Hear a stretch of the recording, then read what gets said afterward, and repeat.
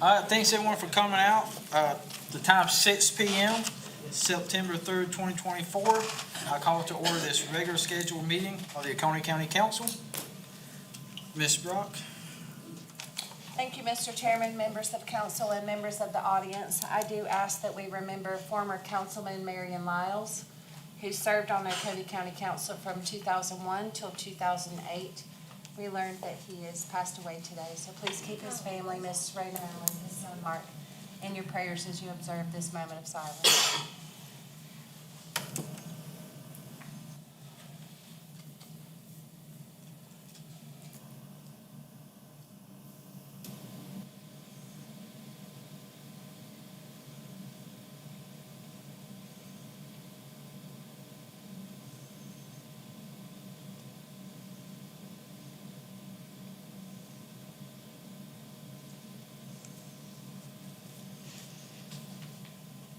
Mr. David Root, would you lead us in prayer? Yes, sir. Pray with me if you'd like to. Oh, dearest Father, we pray for the Lyles family, that you would comfort them, that you are the comforter, and you bring us light when it feels like it's all darkness, and you ease the pain and suffering and guide us. So we're thankful for that. We're thankful for this day, this beautiful weather, and this opportunity to meet tonight and hopefully do your work. So we pray again for your guidance this evening, your presence, and that we would do your will. In your name I pray. Amen. Mr. Markovich, would you lead us in the pledge? Pledge allegiance to the flag of the United States of America and to the republic for which it stands, one nation, under God, indivisible, with liberty and justice for all.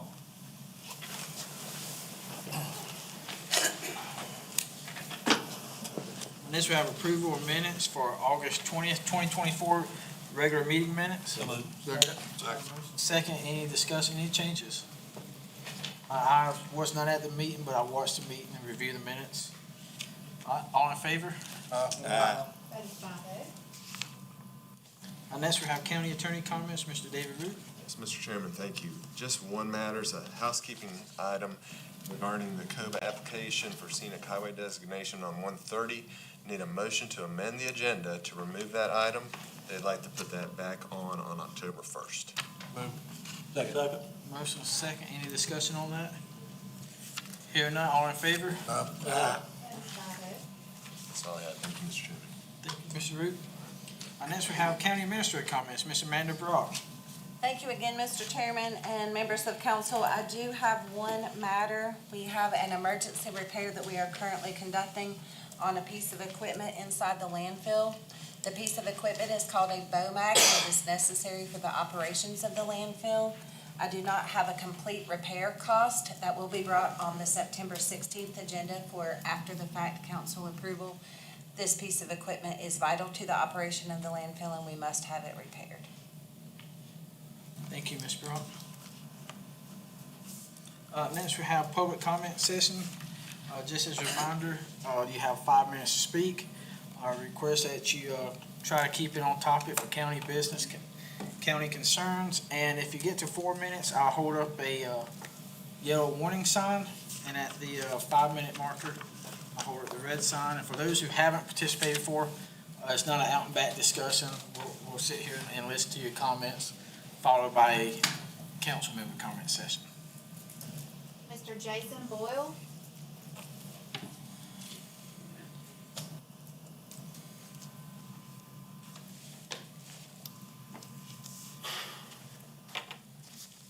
So I believe you all know who I am. I'm Jason Boyle.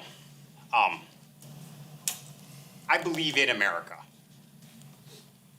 I believe in the rights of Americans. I believe in the freedom of religion, although I'm not particularly religious. There's an underlying value system that we need to acknowledge before we decide what side of any line we're going to stand on. The Oconee County Sheriff's Department, along with many, many, many other offices in this country, drew a blue line on my flag. And when they did, they took sides. That is wrong. That is not America. I want to talk about the events of March 14th that happened at the gate leading to my residence. The day that Jimmy Dixon and Barry Owens showed up at my house claiming that my child was missing. I said they weren't coming on the property without a warrant, and they agreed. But then I said, I will bring my child to the Oconee County Sheriff's Department to verify to you that he is well. He said that was unnecessary. I got suspicious. So I went down to the Oconee County Sheriff's Department and I filed a FOIA request, a Freedom of Information Act request for all of the information related to that event. And it got fishier. There's no evidence of anyone calling in. There's no recorded calls. There's no call to dispatch that we can relate a time to. And then you got Sheriff Crenshaw covering for Jimmy Dixon, saying he received a call 3 days earlier. 3 days earlier, this is your official story now? And then you waited 3 days to tell the head of and captain of investigations to drive by my house when he's off duty? Because in the police report that Jimmy Dixon produced, he said he was at my house on March 13th. Not 14th, not the day that my wife had all her trials, not the day that the stress was on our family, not the day they were trying to intimidate us out of speaking the truth in court. Not that day. He said he was there the day before. These are not things we can hide from. This is clear evidence. We can ask Jimmy Dixon, we can ask Barry Owens, and we can get to the truth of this immediately if anyone has enough spine to do it. I'm Jason Boyle. I am ready. They locked me up in jail for 40 days. You know how many times Judge Singleton said, I'm done with you during my trial? He said, I'm done with you 6 times. Well, I'm not done. He can be done with me, but Jason Boyle is not done. This county owes an apology to my wife. Queen Dorothy Pierce is an incredible human being that you had the pleasure of enjoying for a little bit of time before she was attacked. By who and for what? Oconee County needs answers. And again, I didn't start this news company, but I'm taking it over. OconeeNews.org. I will continue to publish there, and I hope that you all come and see me. And I hope that we work together. I hope that someone steps up and has the spine and says, yes, Jason Boyle, I'm on your side. And if you think I'm wrong, then prove it instead of hiding from it. Thank you. Thank you, Mr. Boyle. Mr. Perry Smith.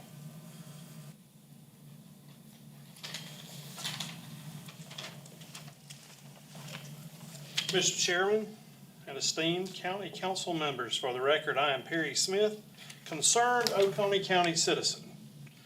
I appreciate the opportunity to address you today. I am here to express my deep concern regarding what I believe to be a significant violation of my rights as an American and as a citizen of Oconee County, perpetrated by the current leadership of the Oconee County Republican Party. It seems to me there has been an attempt to effectively place the citizens of Oconee County in a hostage situation via the use of lawfare. For years, we have fought tirelessly for essential infrastructure improvements, specifically the extension of sewer services to the southern part of the county and along the I-85 corridor. This has been a priority supported not only by local leadership, but also by our governor and state delegation. This is from our governor. Rural South Carolina has everything it needs for beauty and tranquility. But what it needs for good public economic health is water and sewer. The right water and sewer systems in a county can transform a tax base. This means jobs, good schools, strong families, and a safe and vibrant community. Yet a group of 12 individuals whom has recently filed a lawsuit that jeopardizes this progress, in my view, holds the county and its citizens hostage from industrial progress. I'd like to know how many prospects have turned their nose to Oconee County since this politically motivated, frivolous lawsuit begun. This political stunt is only happening to feed their battered, narcissistic egos. This situation is deeply troubling. I pay a substantial amount of taxes, and I find it unacceptable that a small faction of individuals can create such disruption. Given the severity of the situation, I request the following actions be taken. Imposition of an interest fee. An interest fee should be applied to any expenses incurred by Oconee County while combating this lawsuit to recover wasted taxpayer money if the lawsuit is found to not be in favor of the plaintiffs. Investigation into conflict of interest. An immediate investigation should be conducted into the involvement of a sitting member, David Dial, of the Sewer Board in this lawsuit. Any conflicts of interest are found if appropriate actions should be taken. Accountability for local mayors. Mayors and other local officials who supported this lawsuit should be held financially responsible for the cost incurred. Additionally, all assistance provided to the cities represented by these officials should be halted until they take responsibility for the repercussions of their actions, especially Westminster. In closing, if these 12 individuals wish to hold all of Oconee County hostage, then it is only fair that they should bear the financial burden of their actions. This is about voting. Voting issues in Oconee County. Several individuals have filed complaints contesting the validity of approximately 800 ballots cast in the 6/11/24 primary, alleging they were no longer citizens of the county or even the state, along with other irregularities. The county leadership in charge of elections have stated that emails weren't good enough and that the challenges needed to be on paper, even though that's nowhere in the laws or rules governing ballot challenges. So now the ballot challenges have been submitted via letterhead. The election folks are asking for the challengers to prove that the voters' intent is to never return to the state or county that they have moved out of. You just can't make this stuff up. Do the election officials really want to fix these problems or not? I don't think so. It's my request that if they will not diligently perform their job, then all funds, if any, be placed on hold until they clean up their problems they wish to hide and kick down the road. Thank you. Thank you, Mr. Smith. That's all we have, Mr. Chairman. That's all. Thank you, Ms. Jennifer. All right, let's go to council member comment session. Comments? I do have a comment. And I'm gonna direct this at Ms. Brock. I don't know if it's possible, since this lawsuit, this is the second time between last month and this month that we've heard comments about it. Is there any way for the next meeting that we can find out how much this lawsuit has actually cost the taxpayers of Oconee County and report that? Mr. Mize, I would be happy to do that. I'll provide the material not only in the council meeting, but it will be available via backup as well. Thank you. Yes, sir. Thank you, Mr. Miles. Any other comments? Not as much as Danny Singleton's gonna cost the county. Let's continue. We have no third reading of any ordinances. I will continue the second reading of the following ordinance, ordinance 2024-20, an ordinance authorizing Oconee County, South Carolina to finance and acquire certain tanker trucks and related equipment in an amount not exceeding $3,380,000 to execute and deliver all documents necessary to carry out the financing and acquisition and other related matters. So move. Second. First and second, is there any discussion?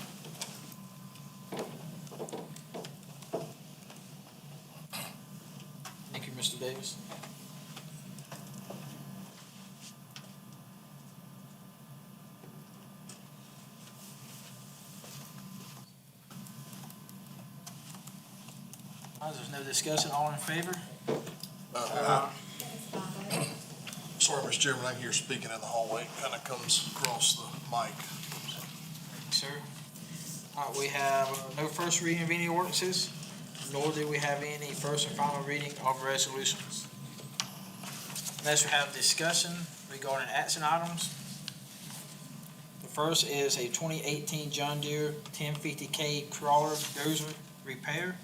That's from the Solid Waste Department, in the amount of $100,268.36, with a contingency of $20,053.67, for a total of $120,322.03. Procurement was approved by council in fiscal year 2024-25 budget process.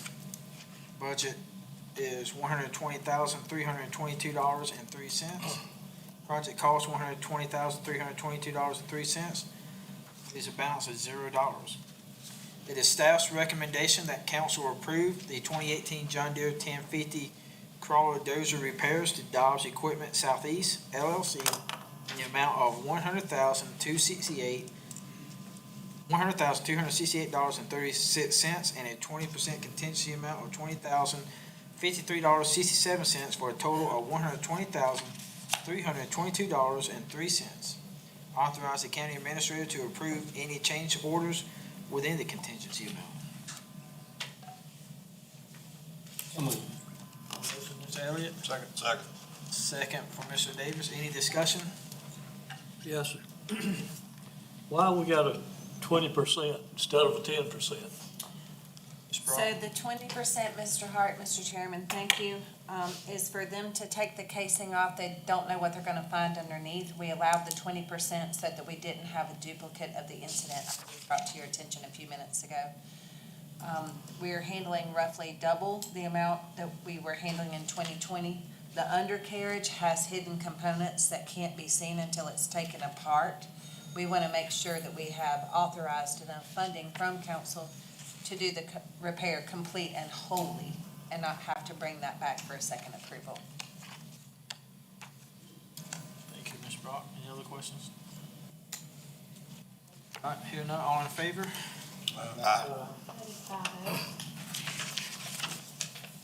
Next up, we have engineering services for Crestwood Drive Bridge replacement from the Roads and Bridges Department. The amount is $253,000. Procurement was approved by council in fiscal year 2024-2025 budget process. Budget is $253,000. Project cost $253,000 with a $0 balance. Funding is from Bridges and Culverts Capital Projects Fund. And it is staff's recommendation that council approve the award of $253,000 to Trans Systems Corporation of Greenville, South Carolina for engineering services for the above mentioned project. So moved. Second. Motion second, any discussion? Yes, sir.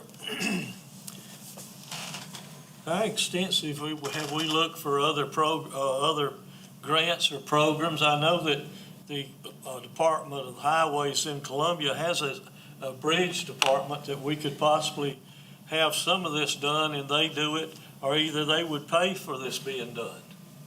Ms. Brown. Thank you, Mr. Chairman. Mr. Hart, it is my understanding that C-Fund still has to approve all local funds for roads and bridges funding through the state SCDOT. We have not requested funding for C-Funds for this because we did request C-Fund allocation when we did the $8 million paving project. We would not be eligible to dip into both pots.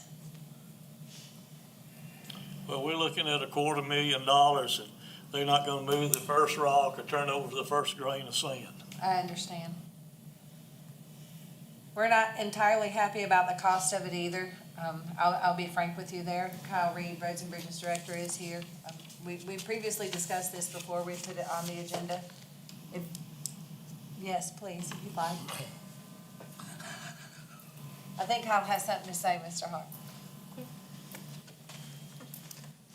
Kyle Reed, Roads and Bridges. As far as design and all that stuff goes, normally the DOT won't design bridges for us, liability and all that other stuff incurred because it's not their road system. This was bid out on-call engineering, same way as all the other on-call engineering that we use in the county. Cost, I called around to check with other folks, other road departments, that kind of thing, and it's in line with what they're paying for their bridges. It's not cookie cutter. I mean, it is a cookie cutter type bridge. It is a hollow cord slab bridge. The abutments, the length of the bridge may change with the requirements of the abutments, all that other stuff. This is on wood piles. This would be a single span hollow core bridge, and that's the concern with the bridge now, is that the shoulder piles are failing. We have our own precast bridges that we use. Yes, yeah. Mostly really standard for everybody, with a shorter span like this would be. Would one of those not suffice? Yes, it will. That's what they'll be designing, for this, to bid it out, to have somebody else do it. It doesn't fall under the nationwide permit for maintenance. You've got a contractor coming in to do this work, change it, and you've got to go through core permitting and all that other stuff to get it done. And we even asked for C funds on this. Brittany Martin, the grants coordinator, has come up time to time with grants, for bridges, but this is too small of a project for those. This is a county road, county bridge. From where Salem High School was Eagle, it's along that road. That's the state portion. After the high school, it turns into county. Is there two bridges in different places? I noticed that there's a stream coming in here, and 500 feet further, there's another stream coming in. There's a large culvert, yeah, and when the large culvert needs to be looked at for replacement as well, we would do when they're constructing the bridge. But no, just one bridge.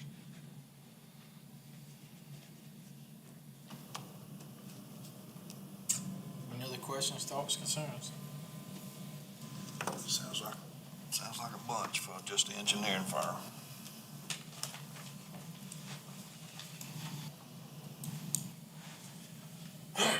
Like I said, it's in line with what other folks are paying. Y'all did graciously provide the county with a county engineer that'll be coming up to hopefully get someone hired in. Most of the stuff though with bridges is pretty isolated. If you're a bridge engineer, you're a bridge engineer. So we are trying to take a look and see what else we can do to try to cut costs. But for this one and trying to get this one open, especially with Burke Tan Yard still closed. It was a weight restricted bridge before, but now it's really restricted. Mr. Reed, what's the time frame you estimate on replacing it? It's still a good bit, to run it through. The bridge is open now, right? Yes, the bridge is open now. So when you close it to the completion? Oh, yeah. Generally, it would be 5-6 months, not closed that whole time, but that would be what we would give for the construction of it. Getting the heck out of the state then at that rate. So how urgent is it right now? Oh, it's not. Yeah, they've got it weight restricted. It's not a danger. It is just the edge piles. There's very little loading. We've got shoulder close signs on it, that kind of thing. It's not going to fall in, though. But it needs to be replaced. Any bridge that's that severely restricted, we're going to try to seek replacement of. The possibility we got time to look for money somewhere else? Oh, yeah. Like the C funds before acting on Yes, sir. this? Yeah, anything that would come to us, we would be looking at to cover it, yes, sir. Again, the millage that y'all provide for the bridges is to cover stuff like this, because it is expensive. I make a motion that we delay this and then look for other funding. You got a motion to delay while seeking further funding. I'd second that motion. Second for that. Okay, so can C funds money be used to pay for engineering? Or is that just for actual, The majority, like the C Fund program is for resurfacing. I mean, they, that's generally what their stated mission is to pave roads, patching and paving. There may be other funding, like I said, we can look for it. We could do it concurrently with getting this approved too. that's what I was gonna say too, can we modify this motion that directs funding strictly from the Bridge and Culvert Capital Projects Fund to say to work in parallel seeking another funding source? Yeah, because like the cost of construction of the bridge and all that other stuff will come out of the same account. Yes, sir. I think one of the, with my time on here, I've never had anything brought from Roads and Bridges that wasn't a need. And when you're designing something like this, I mean, we've got roads that we've already approved that are 2 and 3 years till they even get paved. The last projects that we just approved are probably another 3-4 years out from that. So, from an engineering services, they're all over the place right now, but without the engineering services and design, you can't even take that anywhere to actually get funding for the bridge portion of it. So what I don't want to happen is we lose another bridge 2 or 3 years from now. I get some complaints on a lot of the bridges around here. To me, I think to not act on it, to go ahead and get the engineering done on it, and then work on some avenues to get the actual project paid or grants or something like that is how we should move forward. Without designing it, we're not going to have the ability to send that in. I just think it'd be foolish to lose another bridge in the county. And I think, like I said, I've never seen y'all do a good job of bringing stuff to us that has to be done, especially roads, so. Yeah, it's down to 2 tons is the limit on the bridge. And like I said, Brittany Martin does a good job trying to find grants for us and brings us to us. And if it's got something we can work with, then we try to apply for them, yeah. So let me understand what you're saying, Mr. Donald. So you're saying let's continue on with the engineering services, but at the same time, look to see if we can not pay for it through our funds, but find some grant funds. The parallel We look for don't- we don't hold the process up any, is that right? Yes, that's correct. Longer we wait on a bridge, it's gonna go up. I mean, every single project that we've ever waited on has come close to doubling. Now, let's clean up the motion we have on the floor. So we had a motion and a second. All in favor of Mr. Hart's motion? Yeah. Mr. Hart, Mr. Mize, all opposed? Okay, would somebody like to make the motion? I'll make the motion. I'll make a motion that we amend the motion to add to the motion that we will continue with the project, but parallel to continue with the project, we will look for outside sources of financing. Not for the engineering services, for the building of the bridge. For the Engineering. services, yeah. But would that not hold us up? Because if we can't find it? No, we're gonna continue on with the engineering services. Okay. Right? That's right. It's just a single action item, right? Yeah. This one action, I was just adding, what the motion adds is, where it says funding from Bridge and Culverts and Capital Projects Fund, it adds the ability to seek funding to finance it from another source if we can find it. Parallel to continue with the project. What is the delivery date on the project from the engineering service? Is there a timeline? It's kind of open depending on how quickly they can get it back. If it's going to have to go to the board, how quickly they'll get it back, yeah. So, Mr. Elliott has the motion. Anybody second? Second. Second. Is there any further discussion on that motion? All in favor, Mr. Ellis' motion to amend the motion. That is 5-0. Okay. All right, so now we're back to the amended motion. All in favor? We had a motion second. We amended, all in favor of the amended motion? That is 5-0. Thank you, Mr. Reed. Thank you.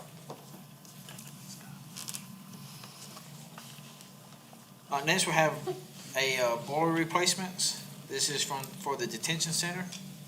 The amount is $64,259 with a 10% contingency of $6,425.90 for a total of $70,684.90. Procurement was approved by council in fiscal year 2024-25 budget process.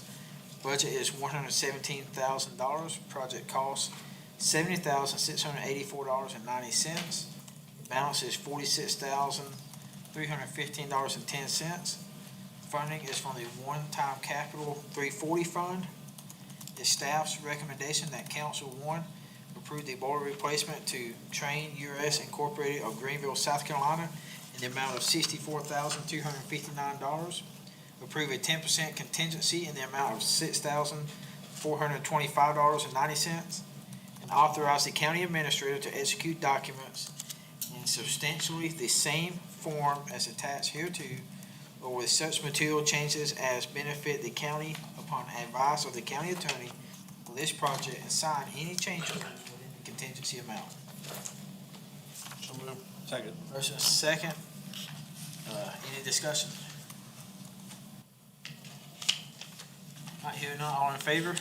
That is 5-0. And next we have POT Commission Local ATAX Recommendations, Fall 2024 Cycle, $92,500. Beginning local ATAX balance with encumbrances, $522,373. If all grants projects approved, new balance will be $429,873, I'm sorry. The staff's recommendation that council approve of local ATAX recommendations as presented. So moved. Second. Motion second, any discussion? Yes, sir. This Wild Heart Estrogen Center, where is this located? Off 24 in Oakway. This is the third time they've gotten they've applied for their grants, so that we've approved them the last 2 times. Whereabouts on 24? Before Connor Ross, between, Pine Grove and Connor Ross, right there on the left, is they do, equestrian therapy, do a lot of things with the schools and stuff like that. With the vet? You're the vet? No vet, they do like horse rescue. So near the vestment. They have one in Fairplay like that too. I mean, that's on Sam Anderson's farm. Okay. Any other discussion? So I noticed cameras for the farm center. So can we utilize ATAX dollars to purchase cameras for the boat landings and stuff as well? Will that qualify for ATAX dollars? I'm gonna say yes, Mr. Chairman, and that answer has been affirmed by Mr. Shirley, who is sitting behind me. Because when I read that, that's what pinged in my mind. Yeah, that's a need we need to look into. Keep them from getting knocked out. Any other discussion? Hearing none, all in favor? That is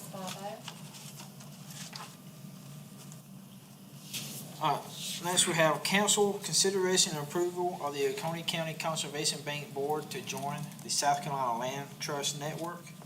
It is staff's recommendation that council approve the request for the Oconee County Conservation Bank to join the South Carolina Land Trust Network. So moved. Second. Motion and second. Any discussion? Mr. Chairman, if I could, because this is kind of an odd one.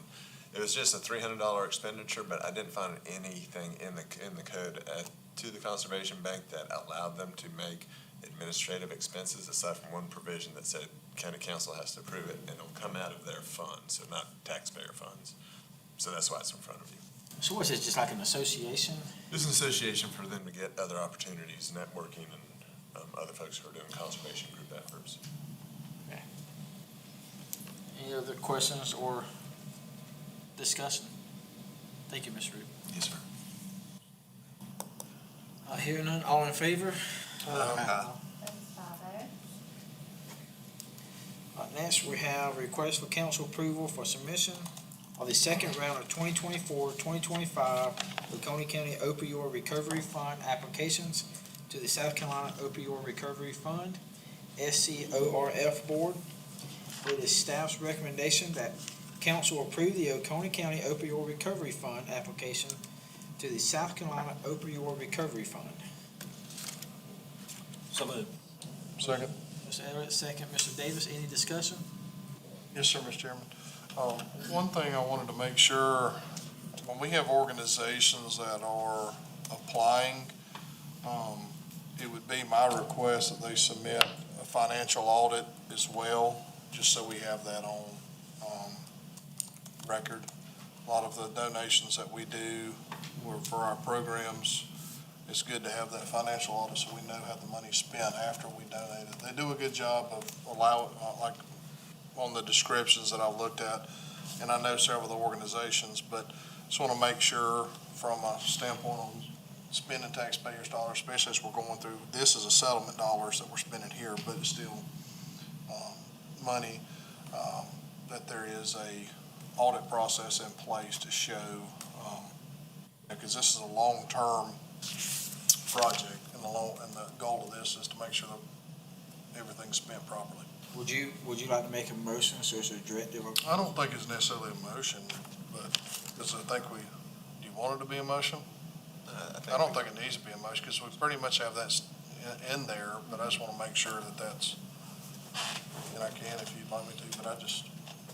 So that's the process we're following already currently? Mr. Chairman, Mr. Davis, if I may, so there is a quarterly process which we audit all allocated funds. We don't audit their funds because we're not an agency that can audit the entity's funds, but any funds given by the Opioid Recovery Response Task Force, they are audited quarterly. Okay. Thank you. I have a question. Is this ATAX people, are they audited too? I don't know that I can answer that, Mr. Hart, thank you. They turn in final reports. They turn in reporting documents for the funds, and typically, since most of their requests are for advertising, they have some sort of hard document to give you, whether it was a print advertisement or radio ads, they can give you invoicing for such.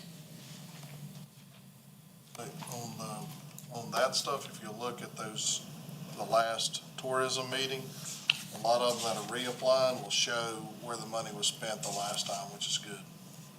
So that's a suggestion I would have. So I went back to the last POT meeting and read all the recommendations and their backup. And we could just make it a standard practice when it comes forward to us to just include that in the council backup material. Because I know where to look, but a citizen may not know where to look. Or to include their request documents. It is, yeah, Is it? yeah, it is. The breakdown? Okay, I went to the POT. Well, what's in there is the allotted amount. There's detail in the POT one though. The details in the PRT, I think if you added that into here, I think it would, Not mine. Yeah, we'll just make a reference, one-page reference, that way somebody's looking, they can say, hey, this was approved in this meeting, or this committee, which it sort of is already, I don't know. well, I think like when you have it, Yeah. when we do planning commission stuff and it says on there, I think when you're doing that, it does state it on here, but I think you could be more clear meeting date or whatever it was, because it is in here, but I agree with you, if you don't know where to look, you gotta dig a little bit. So I've lost where we was at, we had a motion and a second for the opioid recovery fund, correct? Yep. Any other discussion on that? If not, all in favor? Votes 5-0. Council committee reports, we have none. We also have no vacant board and commission appointments. Now I need a motion to enter executive session to discuss one item. That's council discussion of personnel matter related to the county administrator. Move. Second. Motion second. Any other discussion, I guess? Hearing none, all in favor?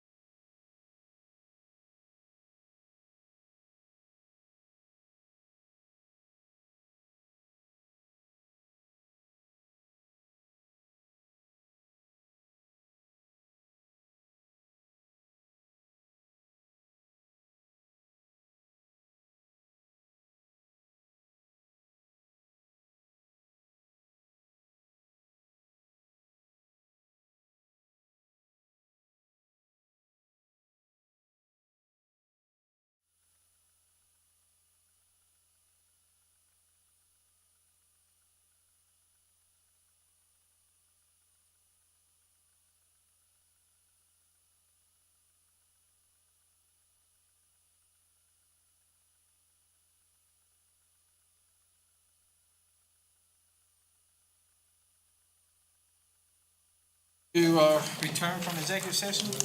Motion second, all in favor? Aye. Okay, no actions was taken during executive session. I have a motion to adjourn. Make a motion. Second, all in favor? Aye.